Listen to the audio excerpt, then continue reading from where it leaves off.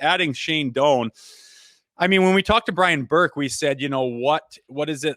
What do you want as a GM? Do you want guys to challenge you? Do you want yes men? What do you want around? And he says he wants minds and ideas that are different, that you can just, shine different perspective on ideas and get you thinking, in all different directions of ideas. And at the end of the day, the GM's going to have the final say. But I think adding a guy like Shane Doan, I mean, can you find anyone to say anything bad about this guy? He's been in the league for so long. He knows hockey. Good guy. Like, he's going to do the right and the honest thing. I think he would really respect and appreciate being part of the Maple Leafs organization. And again, he's going to help Brad Treliving out and be able to have ideas bounced off of him and give his point of view from a player that's played a long time in the league. So a good addition, I would have to say. I don't want to make too much of this story, but I could only view it as a positive for Austin Matthews in the talks with that extension. Matthew Nyes, the attachment. Like, both these guys looked up to Shane Doan. And of course, there was an infamous tweet that sort of went viral yesterday from Austin Matthews way back when, I think when Shane Doan's career wrapped up.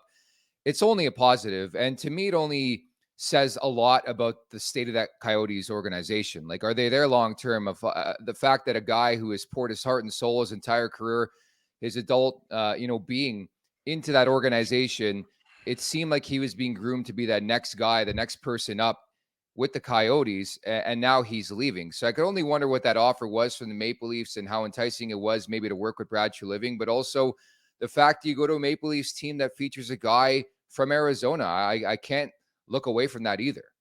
Yeah, it's interesting. I would jump ship on that dumpster fire myself if I were him. And if there's anyone that embodies the Arizona Coyotes and their whole legacy in the league, it's Shane Doan. He was with them the whole time, his entire career. He's part of that organization. So definitely, he was kind of the guy that was in line to do whatever the hell he wanted in that organization.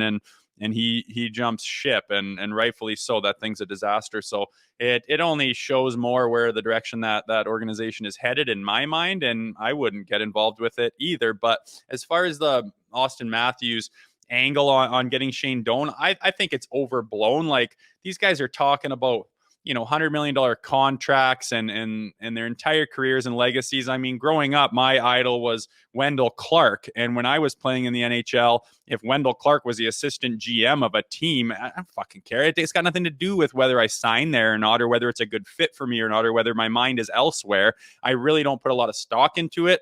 Albeit if he's going to sign there anyways, having Shane Doan there is like, an added, great, I know Doner and I really like that guy. And, maybe I don't know what Doan's going to do to Austin Matthews. It's not like he's a rookie coming in. Maybe he takes Nyes under his wing a little bit and teaches him how to be a pro.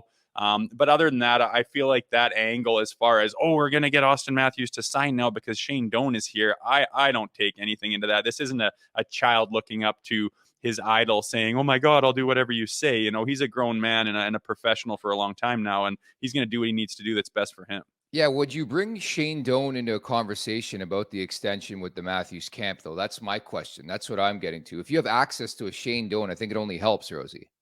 Yeah, well, it certainly doesn't hurt. Yeah. I just don't see it as this. Oh my, that's going to really benefit the Leafs in re-signing him. They're going to go out for dinner. They're going to have a chat at the rink during summer skates. And hey, what are you thinking? Yeah, what do you? A couple chats here and there certainly can't hurt. But as far as him pushing it over the edge, if he was leaning towards going elsewhere, I just don't see it at all. I think it's an overblown story, and people just make the connection of, Phoenix, he's from Phoenix, he liked him growing up, well, he's going to resign now. No, there's too big of factors going on to have that have any weight in the decision.